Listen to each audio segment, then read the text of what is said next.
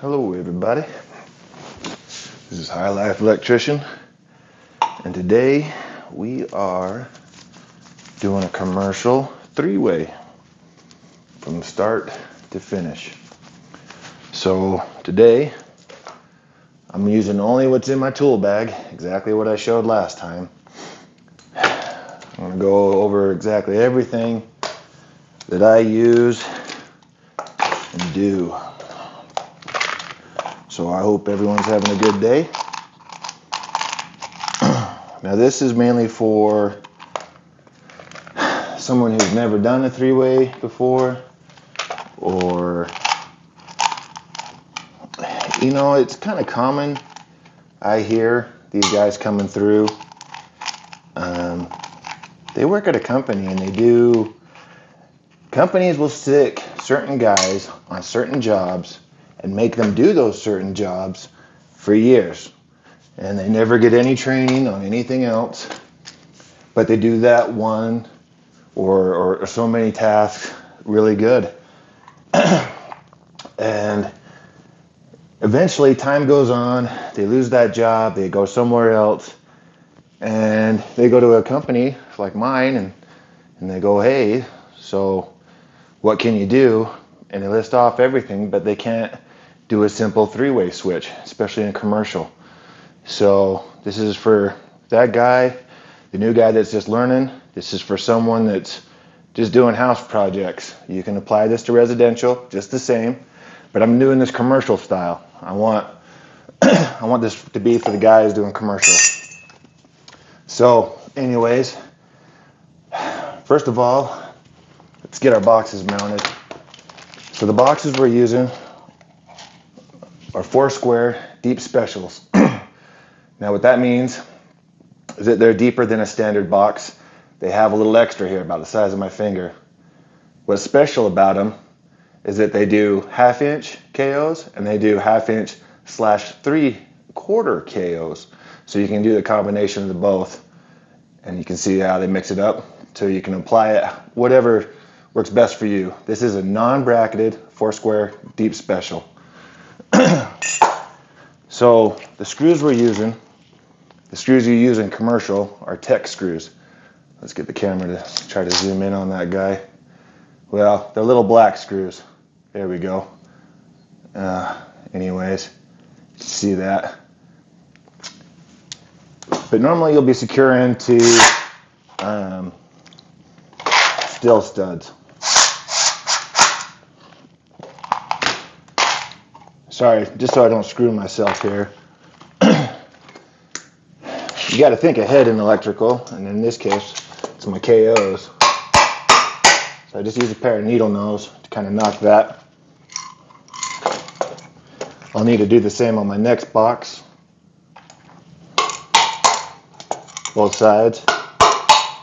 It takes a little bit of force, so sorry, I kind of got all my parts right here. So just make sure, kind of set yourself up for that. If you screw it into place and then you haven't done that yet, you can find it can be a struggle. Anyways, here. My biggest struggle right now is going to be trying to keep this all in camera frame. And you can see the whole, everything.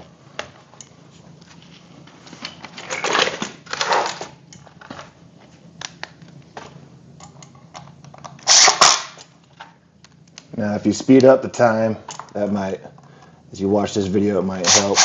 Speed it to 1.5 times faster. Anyways, take out my little pennies. It's kind of what they call those. It's an old school term. So with every metal box, this is very important. Every metal box gets grounded. That's just, unless it's data, but if it's a power box, it's got 120 volt or higher, it's got to be grounded with a ground screw. That's just code. And safety. There's a reason it's in the code book, and that's because someone got hurt or someone got killed. And one of the biggest things discussed in the code book is grounding, because it's a very important thing. So make sure you ground every metal box you do. Okay, so the next part, let's talk about our power source. So here's a whole little tidbit inside this. This is a disposal pig cord. Pigtail, sorry. So anyways, if you look at a cord, what you got is you got your ground, you got your hot, and you got your neutral. So anyways, this is where our power source is going to be. And how do you put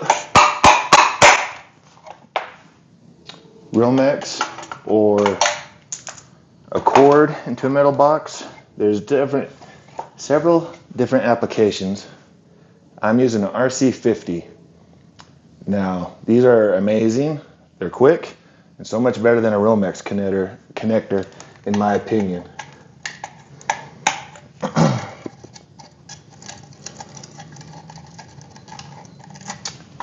Now, I'm all talking them up.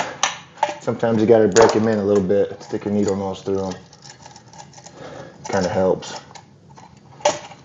Get that in there. So next, we'll be using 12-2 MC. No, we won't. We're doing a three-way switch here.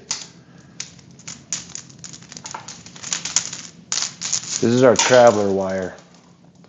So when you get MC, how you put on a connector is give yourself something to work with. Go about 16 inches. Just bend it, twist it.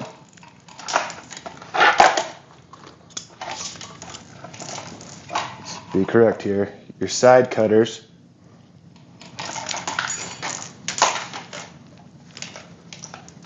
And you trim it up nice. Take off the insulation here. So now MC, now you want to make sure that's like nice and clear to where it's not gonna cut into the wire at all. See how it just spins around it? There's no friction, no nothing. So MC comes with what's called red hats. They slide into there like a little grommet. And that's supposed to protect it. Now, for a proper installation, you're supposed to put those in, then put on the MC connector. And I'm using an AST40. That's the actual catalog number. If you want to order these at your supply house, they're an AST40. Single barrel. So what would a double barrel be? Which means there's two of these, one hole. That's a AST4040. Anyways, back to what I was saying here. That grommet, although that's for proper installation, it's not in the code book, at least in the state I live in, that you have to put it on. As long as there's no friction, in my experience, you're good. There's not going to be any problem. But if there is friction, and that is cutting into the wire, as soon as you add power, that thing's going to blow up. Okay, so what do we do when our boxes are too close together? We got to connect them. Well, there's several ways to go about it.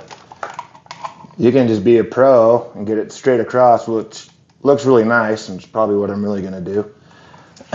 But you can also put a loop in it, like that. Now, some people like this, some people really hate it. And it's just on personal preference. That's not going to fail you on a code book, and it's probably going to just be hidden in the wall anyways. But just so you can see the options.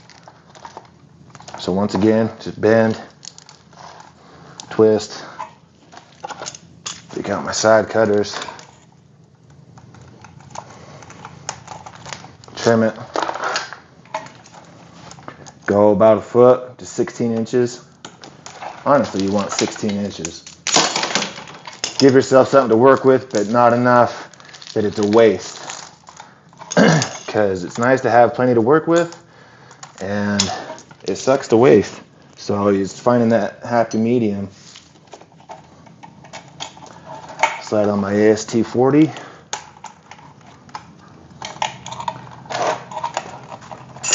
Slide it in my hole.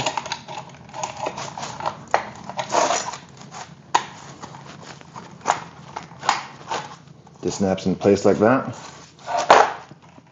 Okay, so as of right now, I have my power source, I have my travelers, and now I need to get my power to the light. So, depending on what kind of light fixture you have, nowadays there's dimming, there's 0 to 10 dimming, which a job I'm working on now is like. You really got to know what kind of light you're going with, but this is just a simple application. So, again, I'll go 16 inches. Strip back the insulation.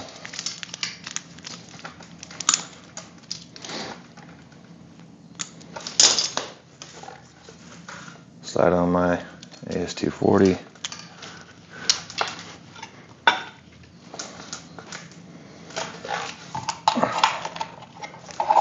Slide it in.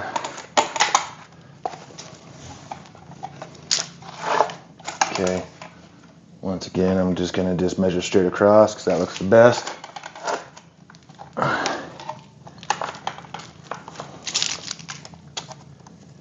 So,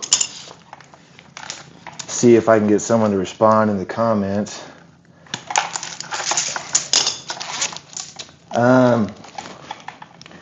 What do you think about strapping? Do you think you have to strap it? If your boxes are this close, do you need to strap this wire down? Answer in the comments and let me know what you think.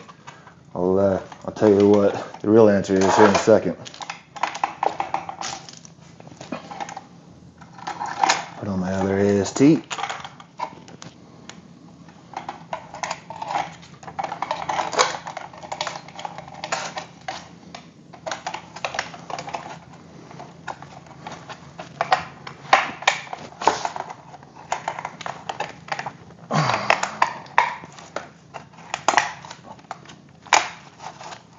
Showing off, it's being difficult, and of course I trimmed too much, but you know what?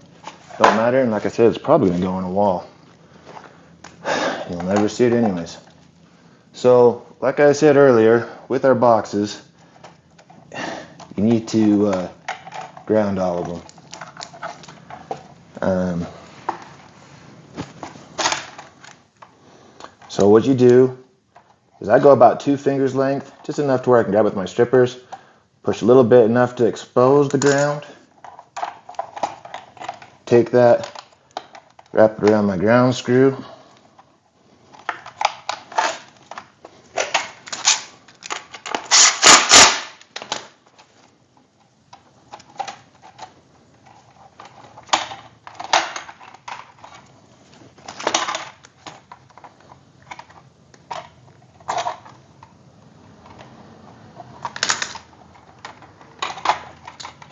Does anybody know what a California 3-way is? I'm thinking about making a video about that next. If you know what a California 3-way is, put that in the comments below. Do you think that involves gas prices? Do you think it really involves California? Sorry, whole other side subject. But since we're just sitting here working away, might as well talk about something, huh? Anyways, after you ground all your boxes,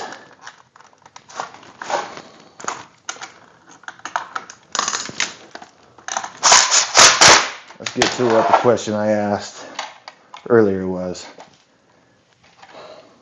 Now, every state is different, but I'm going to pretty much be sure across the board on this one that in any state you're in, if these boxes are this close together, which I'm a big guy, but this is less than a foot on all of these apart, do you need to strap that wire by code? The answer is no. No, you don't need to strap that, because by code, you need to strap that wire within a foot. And if these boxes were 2 feet apart, you would just have to put a support in the middle, and you would pass code because you're within a foot on this box and you're within a foot on this box. Yeah, you just got to be in those terms, you know, the further they go, so on. But no matter what, with every box, you strap it within a foot. If it's less than a foot to your next box, you don't need to strap it. But this is an educational video, and I want everyone to know how to do a commercial 3-way from start to finish. So if you're just on the job and you've never done one of these before, and someone said, hey, do this, and you just got to like hopped on YouTube, like, hey man, what the hell can I find? So these are what I love to use. These are a Mac 2. That is the actual catalog number.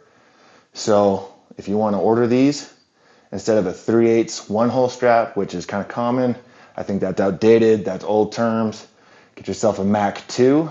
I got a whole other video just on Mac 2s I need to put out, and it's stupid, but hey, they're Mac 2s. If you're interested, you know, comment below.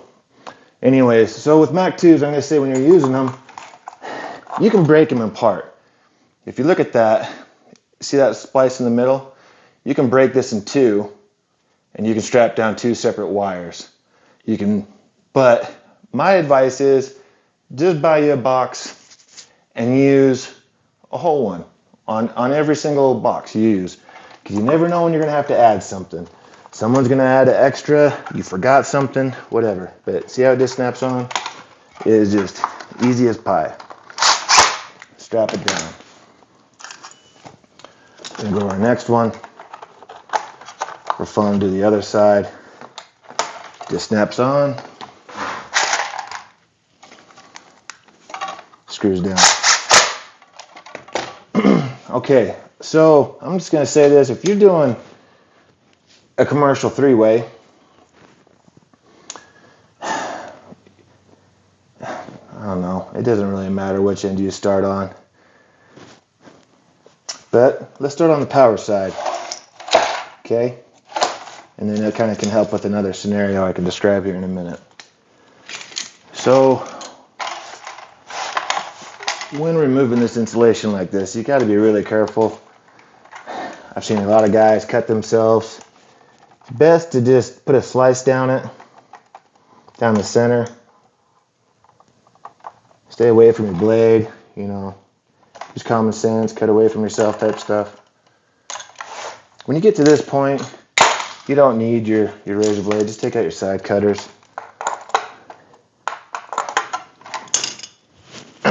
Okay. So what we're going to need to do is get our grounds first. Now we're going to need to pigtail our grounds.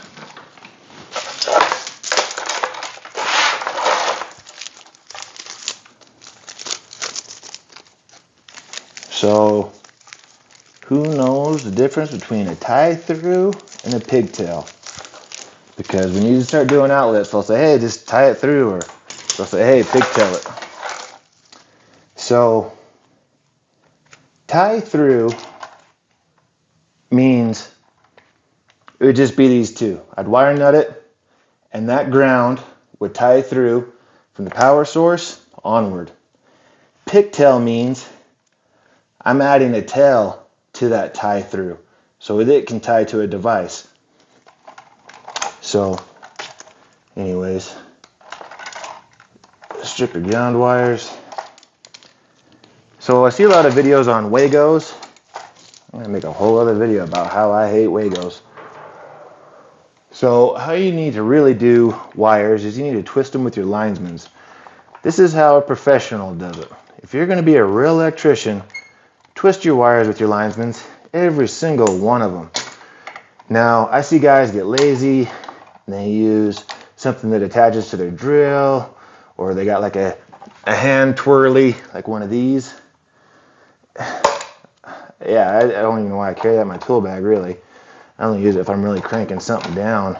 But nowadays, I only use my linesman's. But yeah, twist all of your wires. Kind of explain that here in a minute when I got some time as I'm making up boxes. So, on a three-way switch, you'll have one side that's your power side and one side that's your light side.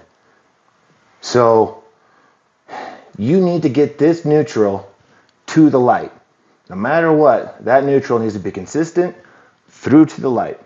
So, we just tie through our neutrals. It does not need to be attached to the switch at all.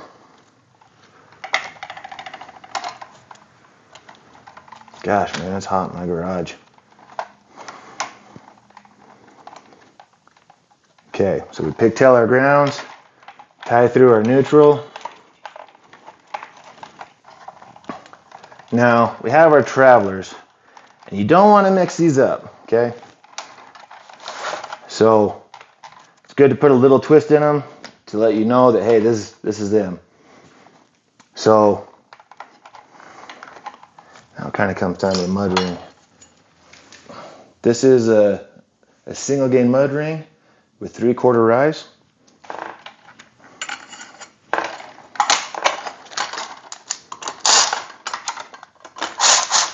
So it's Thursday night where I'm at right now while I'm recording this video. Who else is having a beer right now? Because I tell you what, I'm taking a swig. It's good stuff. Okay, so code on a box is you need to have 8 inches coming out of that box of wire. So you figure the box is 2 inches, then you need another, yeah. The easiest way is just grab a handful, put your thumb out, and cut right there. That's pretty much the magical amount for everything on me. So we strip our ends.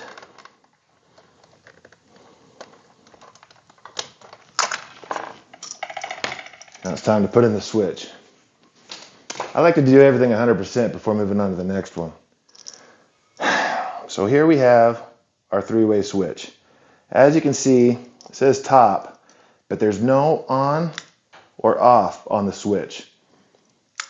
We have 2 regular poles, and then we have one special one right there. So on a 3-way switch, these are your travelers. You're going to have one side that just has one, the other side is going to have 2. That's like every 3-way switch you'll ever come across. This is a commercial 20 amp switch, by the way. So with that being said, if these are your travelers, these 2 copper screws, then I'm having a hard time with my terminology right now. It's only because I'm on the spot. But anyways, the special colored one is either going to be your power or it's going to be your light switch. So as you flip this switch, there's a little lever in there. So as the switch is in this position, it's sitting on that screw. Flip to that screw, goes to that one. Flip to that one, goes to that one. That one goes to that one. So if you think about that, as this 3-way switch goes down to here, it's kind of turning off. And as you switch it up and it goes to this one, well, that means it's going from power to here to here. Okay? So anyways, hopefully this is kind of making sense. This is a confusing topic to people. So we'll take our travelers. I like to bend them with my needle nose. Take our ground, do the same. Now if you're using stranded wire, all it takes is one of those little strands to touch this metal box. Since you grounded it, this whole box is grounded. So any power touches that, it's gonna trip the breaker, or it's gonna blow, or both. So unless you got the wrong breaker, then you just got a fire. But anyway, so the pro, hopefully the camera's zooming in right now, but the pro thing to do is just kind of strip what you want and just push it to the end to where it covers the very tip of those stranded wires and they're no longer exposed. See how it kind of like insulates that end? Hopefully you can see that on camera. So when you put a wire on a screw, you always want to go right with it because righty-tighty. So as you tighten it down right,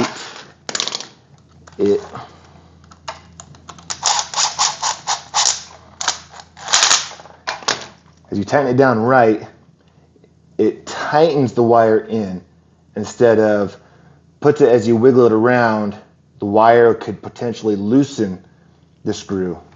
And the problem with a loose screw is, loose connections is where you get fires. But you don't want to over tighten, that's why you got torque specs. So let's talk about something real quick too when you're putting in a three-way.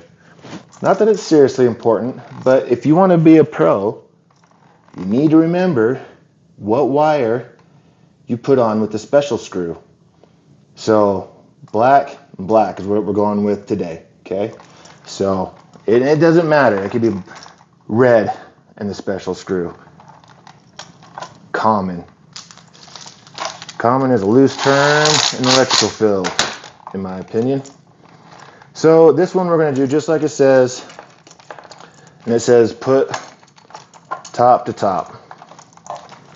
And I'm doing this like a pro, in my opinion, would. I may not have the terminology, but gosh dang it, I got 15 years doing this. I know what I'm talking about. So bam, our first screw is done. So we come over to this box to make up. And what you're normally going to do in commercial is you're going to pigtail that ground.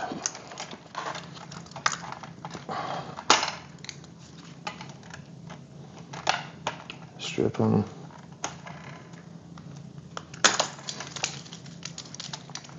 Twist them with their linesmans.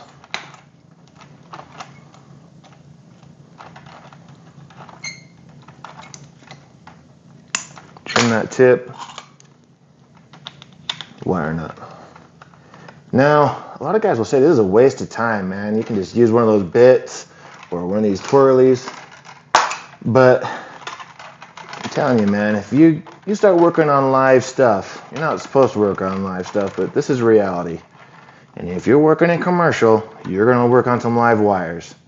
And when power gets kicked on and it's 277, and you got to go work on some neutrals, and you go to separate a neutral, and that thing starts arcing at you, that's a realization moment. So once again, our neutrals are just tying from the power source to the light.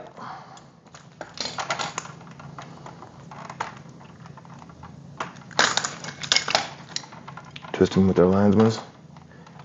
So it's not really getting hit with power that hurts you and kills you. It's getting hit with like a neutral, because you get amperage on a neutral. Whatever that power source is fueling and the amperage that acquires, that's what's coming back on that neutral wire. And if you get in between that neutral wire while power is going to that power source, and you separate that and get in between it and touch it, you're going to take that amperage, and it only takes 1 amp, or I think half an amp, to stop your heart. I don't know, it's been a minute since I've been to school. They used to preach that stuff to us. It only takes a half an amp, and you'll die. But, you know, you can touch the 120 power. You're not getting amperage, you're just getting voltage. So that's why you can get that's why that don't kill you. It just hurts you.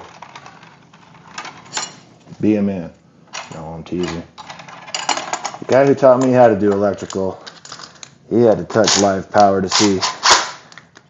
Yeah, you literally touch the ground with his thumb, and then he would touch all the wires until he found the power. And his hands were really calloused. He always teased how he had the calloused thumb. Like I said, you just do a hand grip, stick your thumb out. Hopefully you can see that clear on the camera. Cut it, strip it.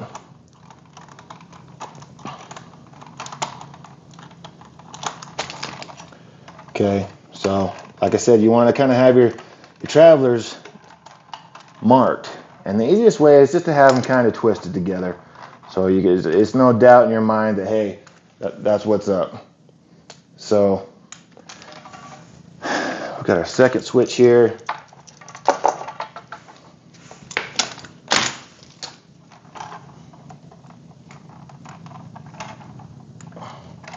Bend these all.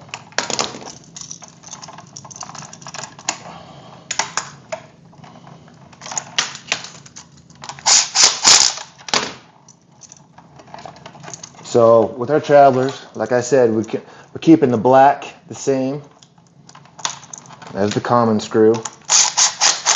Common could be the hot or it could be the neutral. It depends on whatever's common in the scenario.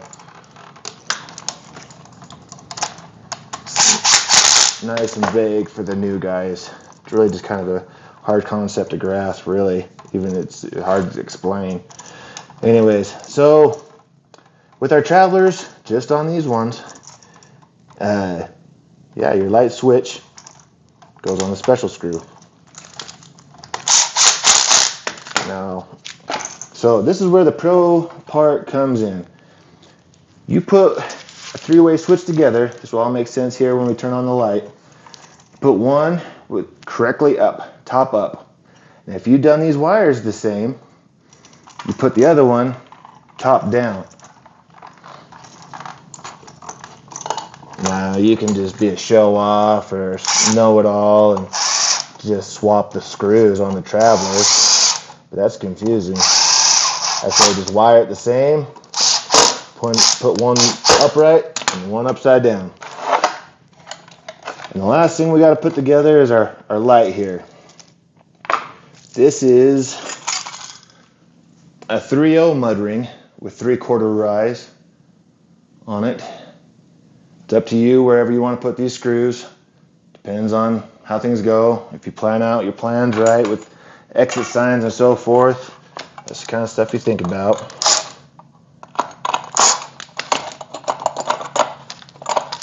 Gosh, hopefully you're still with me this far into the video. Just been taking my sweet time putting this all together.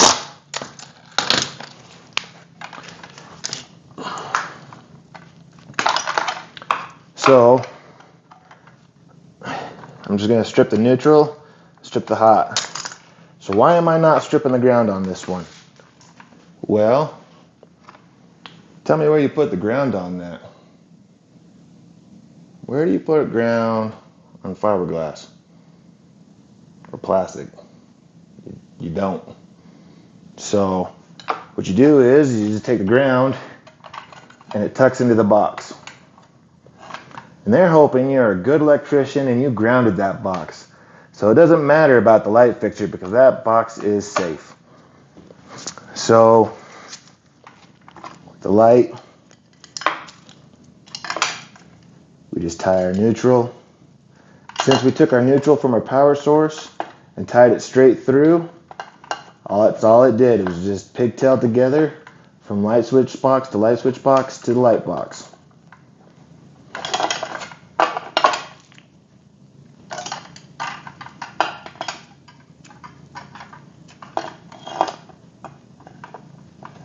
Now I'm a bit of a redneck, so you'll have to excuse my terminology. I just get the work done.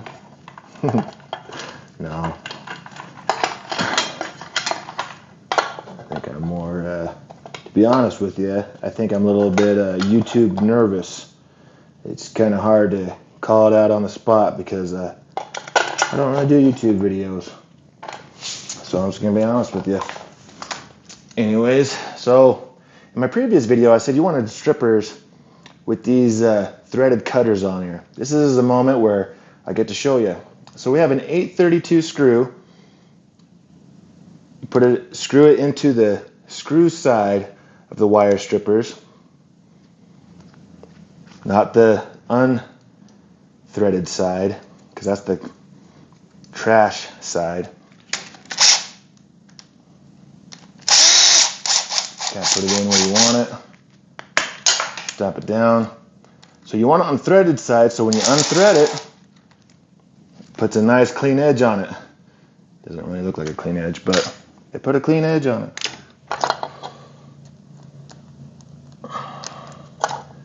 So what kind of videos would you guys like to see more on? I know I want to talk about Wagos and how you should not use Wagos and how the wire nut is king.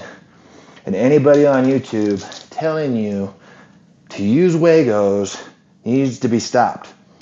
Yeah, I have my reasons why I dislike Wagos. There's the whole reason I started this channel. So I've seen how people are just promoting them, and I just think that's, oh, see, I'm doing it wrong. Gotta put it in on the threaded side. All worked up over here. But yeah, I've been in this for a long time. I've had to deal with a lot of loose neutrals due to Wagos. I've seen plenty of Wagos heated up and melted because too much amperage has been running through them. Or they were too loose, too much vibration. You know, there's vibration that goes on in the commercial ceiling. Okay. So, come to an interesting point in the video. Power source, three-way switch, light. I forgot my light bulb, I forgot my power cord. I need to edit the video. Okay, I'm back. So, if you're with me, it's my power source. Plugging it in. 120 volt disposal cord. I forgot to mention, this is a keyless light. This is typical what you'd put in like a garage or a basement. It's pretty much the cheapest light you can buy. And that is a keyless light is the name of it. Anyways, so as you can see, both switches are down. So just picture that in a room. You know, how annoying would it be that no matter what, you're in a room and a switch is up? That doesn't make any sense. There's no label on it though. There's no on or off on there. So when I was saying earlier, you put the top on one and the other one upside down, it makes it so it's like that. You only have one switch up and one switch down. If you were to leave the room, of course, they're both up, and you can complain and go, yeah, you're so smart. You still got that problem, wise guy. But eventually, it goes right back to normal, where it's just one switch up, one switch down. Both down, both off. One up, down, boom, boom. So, like I was saying, neutral ties straight through to the light. Travelers, they're just flipping from pole switch to pole switch. That's all that does when that switch flips. It's just going from one pole to the next pole. One pole to the next pole. It's really simple. And the common, the only thing that stays the same is the power source. The power source and the light source screw. They're both the same power. They're the only thing that's common in the scenario. So, anyways, I hope this all made sense. I'd love to break this down and do a California three-way. Like I said, if you know what a California three-way is, tell me below. Do you think it involves gas prices? Anyways, or California for that fact. Tell me the code. You know, I really sucked on my terminology in this video. Really mainly because I'm nervous. And got a little buzz on beer-wise, I'm not going to lie. I had one or two. But anyways, I do appreciate you all watching. If you want to see more videos, comment, tell me what you wanted to see or learn about. Give me a like and a follow, and I hope you guys have a great evening or day or whenever you're watching this video. And I hope you get the job done, and yeah, stay safe.